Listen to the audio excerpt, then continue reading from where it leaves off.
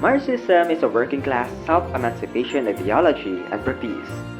It is based on a method of socioeconomic analysis that adopts a dialectical approach to social change and a materialist interpretation of historical development to understand class relations and social conflict. In this video, we'll use a Marxist framework to study the movie Cinderella. The classic fairy tale of Cinderella clearly demonstrates the critical theory of Marxism. Through this young reader's tale, Karl Marx attempts to convey the idea of class conflict, the belief that the rich will continue to prosper if the poor do not improve. This fairy tale clearly has a conflict between upper and lower socioeconomic classes.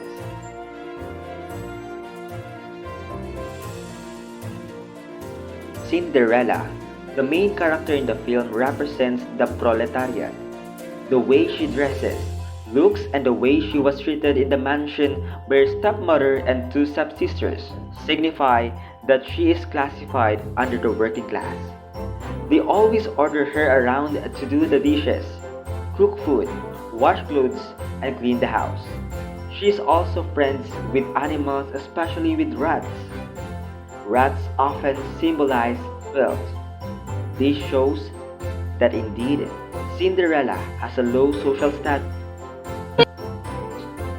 But Cinderella, despite being in a low social class, is hopeful. She loves to sing. She always motivated and optimistic. She can even be the revolutionist herself who wants change. One of her remarkable lines in the film is, "Well, there's one thing. They can't order me to stop dreaming." she represents those in the proletariat who want to strive and make their life better. Indeed, there always exists in the lower class who wants change, because he or she couldn't stand oppression. If you keep on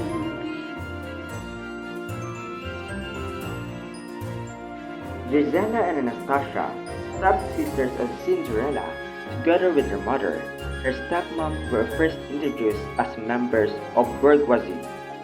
The way they dress, look, and the place where they live, in the mansion, show that they are indeed in the higher class of society. They were portrayed as the oppressors of Cinderella, which is actually common on rich people. In reality, there are also a lot of cases where rich people discriminate and look down on others, especially those unprivileged ones. His Majesty, the king in the film, together with his son, the prince, are obviously part of upper-class men.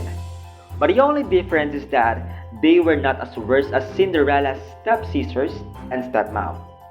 They were far way better. This shows that even in a group of rich people or those with high social status, humility and kindness exist. It wants to teach us that we cannot generalize people. The king actually just wants his son to find a wife or true love. He really doesn't care who she might be.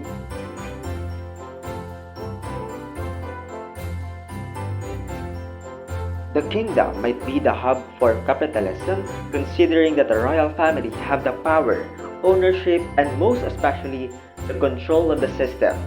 On the other hand, Cinderella's step-family can be considered as the capitalist because they are suckers for the royal power, recognition, wealth, and higher social status. It is obvious that they just want to climb up on the ladder by affiliating with the royal family through marriage. Upon receiving the letter of invitation, seeing their gestures, expressions, and excitement, it is indeed evident that they are social climbers.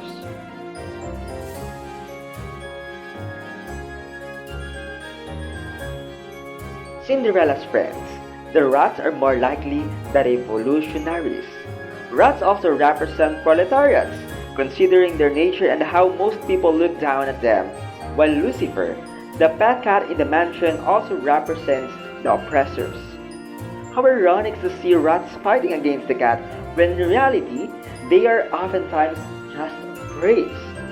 This shows that they are indeed revolutionaries as well as who wants to break the unjust and toxic system, and who wants to make a change, especially in the life of Cinderella.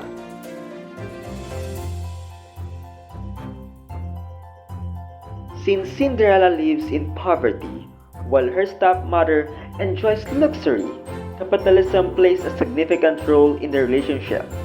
This is demonstrated through describing their clothing, possessions, and personal appearance. The stepmother might be seen as a wicked figure character since she has enslaved her stepdaughter Cinderella.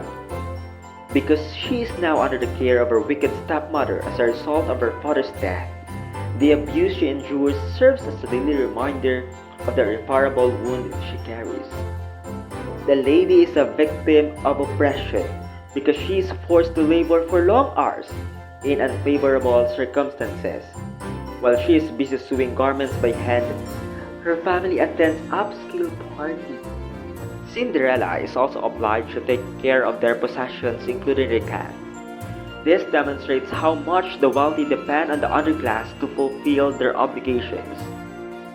The phrase, "rich people keep rich as long as the poor stay poor," is satisfied by the mistreatment Cinderella received and her family's reliance on her. The fairy tale, however, is also connected to Marxism's revolutionary strength. The fairy godmother turns Cinderella to blend in with the upper class in Cinderella, symbolizing the ideal of impoverished becoming equal to the rich. The fairy tale's revolutionary element is created by this otherworldly intervention. As a result, Cinderella conforms to society's expectations of what a proper woman should be. However, when Cinderella rises from a lower condition of poverty to a higher state of nobility, this represents revolution. In end, Cinderella transforms from a social outcast to a capitalist, ultimately becoming a supporter of communism and revolution.